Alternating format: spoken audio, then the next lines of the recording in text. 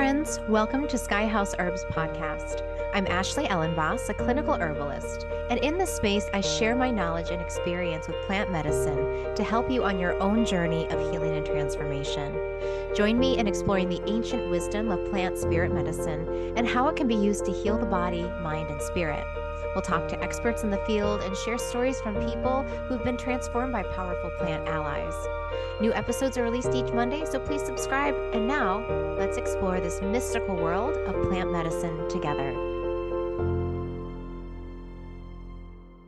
Hey everyone, welcome in. Today we'll be talking about another herb, our herb of the month, which is Iris versicolor, otherwise sometimes called blue flag or just iris. So we'll talk about the plant. I'll show you some beautiful images, talk about the flower essence use and ways that it can help you unstick yourself from sticky, stuck places. But before I do that, if you would, please be so kind to click the subscribe button. That is super helpful. Click notifications so that you can know when my new talks come out, which for now is every Monday. And also wanted to mention my herbal apprenticeship is starting soon, and there's still time to register and get the early bird discount, just a few more days. So if you'd like to join me for a year of herbal study, please go over to my website, skyhouseherbs.com. You can take a look at the herbal apprenticeship, look at the different payment tiers, see which one fits for you. And you can join us for a year of online study from wherever you are in the world. You can learn about plants and how to use them as medicines for yourself, for your family, and for your community. So I'll include a link in the description below where you can take a look at the program and the course details. All right, so today let's talk about iris. I want to show you an image of it because it is a very beautiful plant. Some of you may have seen it out there, especially if you live in the Midwest or you live around places that have lots of waterways. I know in Michigan and in Minnesota, along ponds and creeks and streams, you'll see it quite regularly. So I will share my screen and we will go over and take a look. So let's bring it over to our slideshow. Where is it? View slideshow. Okay. So here is the beautiful Iris versicolor, blue flag, as it's also called. And it's got this very kind of otherworldly look to it. It is symmetrical. It grows in, the petals are very classic of the iris family, which is, it grows in groups of 3. So a lot of irises have petals in the number of 3. And also it grows near water. So I included this image on the right of where you'll often see it growing in the wild. I know when we went to Isle Royal in Michigan, we went hiking. There were these waterways you would hike over with boards on them, and there were wild irises and blue flag all along in the water. And it's interesting because in a lot of, I was reading from Matthew Wood's book, the Book of Herbal Wisdom. I'll include a link to that. This is a wonderful book for those of you looking to study herbs. And it's actually one of the recommended books for our herbal studies program. But he says that William Bartram, the early American botanist, noticed that the Creek Indians planted iris near their villages. They hold this root in high estimation. Every town cultivates a little plantation of it, having a large artificial pond just without the town, planted and almost overgrown with it. So he didn't talk about what they were grown for, and I'll talk a little bit about its medicinal uses. But one of the things that we know about iris is that it cleans water.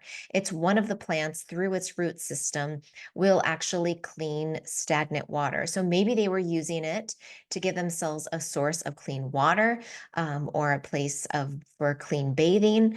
But my guess is they probably were using it for many different reasons.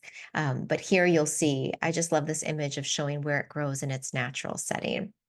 Okay, so now that we have an image in our minds of iris, I'm going to stop sharing my screen and talk a little bit about its medicinal values. So blue flag, the reason I thought of it right now, I'm recording this in March, was because of its primary, more, I'll say, symbolic and plant signature use for stagnation, and its use for especially creative stagnation, because this is an herb that not only cleans the waterways of the body, so just like it will clean the waters in a pond, it also cleans the lymphatic and waterways of the body.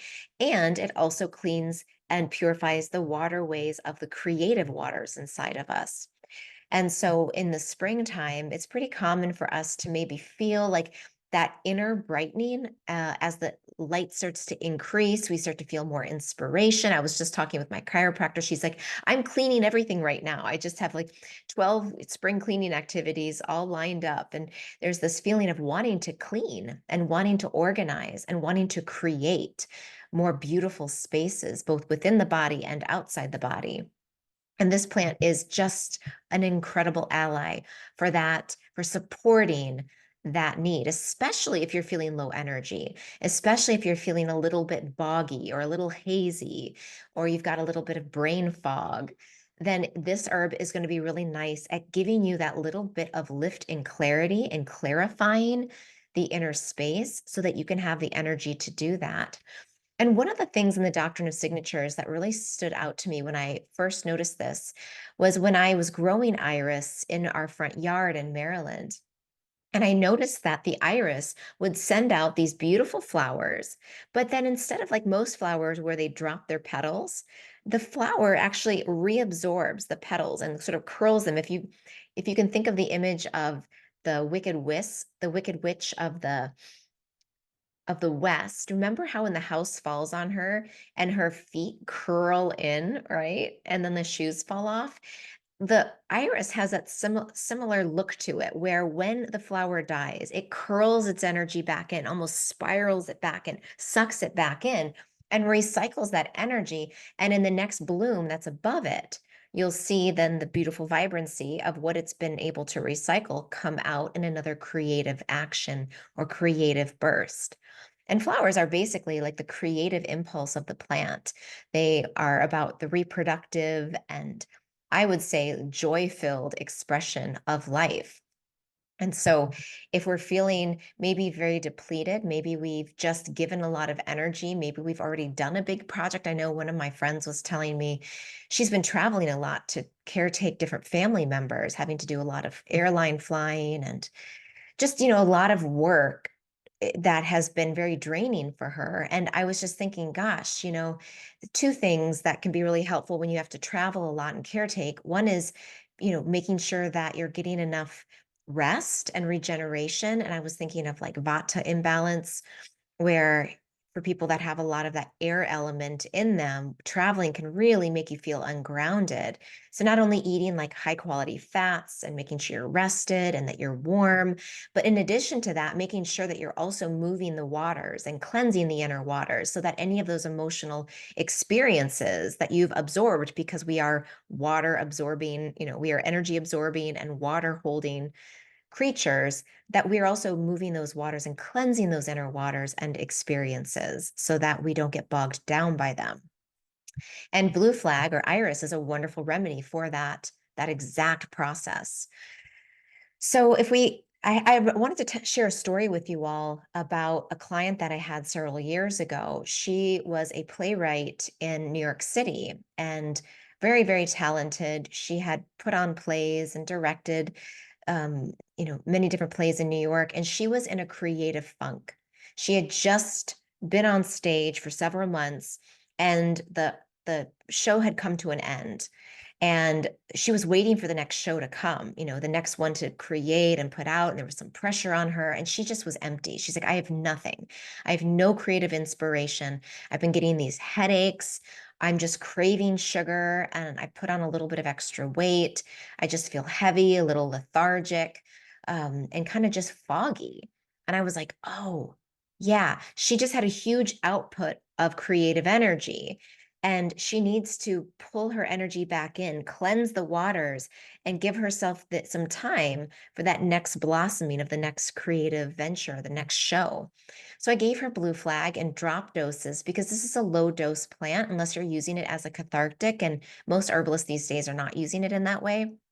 So you could just do maybe 1 to 3 drops of the tinctured root, or you can use the homeopathic of 12x and just take 5 pellets 3 times a day, or you can use the flower essence. That's another great way, and I'll include some links in the description if you want some sources of where to find them. And so she used these, and sure enough, it was like 2 to 3 weeks later, she wrote back, we checked in and she's like, "Things are starting to move. My headaches have gotten better. My diet's really like I feel like I'm cleaning up on the inside and I'm getting these new ideas." And there's this new creative flow. And I was just thinking about, yeah, like she had to drain. She had to do some letting go and clearing and cleansing. Um, and regenerating so that she could have something to give, that she could have space for something new to enter into her. And so, sure enough, then the creative process picked up for her and she was off at it again. And, I think in the springtime, this is such a great way for us to think about the creative spring energies is, are we nourishing? Are we resting? Are we letting go and clearing space for something new to step in? So, in terms of like its medicinal actions, I mentioned that it's a lymphatic, so it helps to cleanse the lymphatic pathways, which are often what stores metabolic wastes from all the different organ systems. It is also can be good for the bowels, for constipation and kind of cleansing the bowels. It was used as an alterative, which cleanses the blood. And, I would recommend for listeners, really to take it slow. You don't need to use heroic doses. Often our bodies just need a little gentle nudge that often tends to work better and create more lasting results. So maybe try taking this as I mentioned, a homeopathic, a flower essence, maybe 1 to 3 drops a day, and just sit with the plant and just notice, what needs to be released, what needs to be recycled, what do you need to take in and just sit with and regather your energy from, and giving yourself plenty of time and not pushing yourself into activity too quickly. I think that's a great lesson of Iris, is just giving ourselves time to clear the water and to wait for the water to become very transparent again, so that it's not trying to push or force something to happen against its own very, very wise right timing. So I hope that is helpful. Maybe you'll take some inspiration from this plant teacher of the month. Let me know if you have any questions, if you've used this plant, if you've grown that plant, and any other questions you might have about Iris. So thank you all for watching, and I'll see y'all again soon.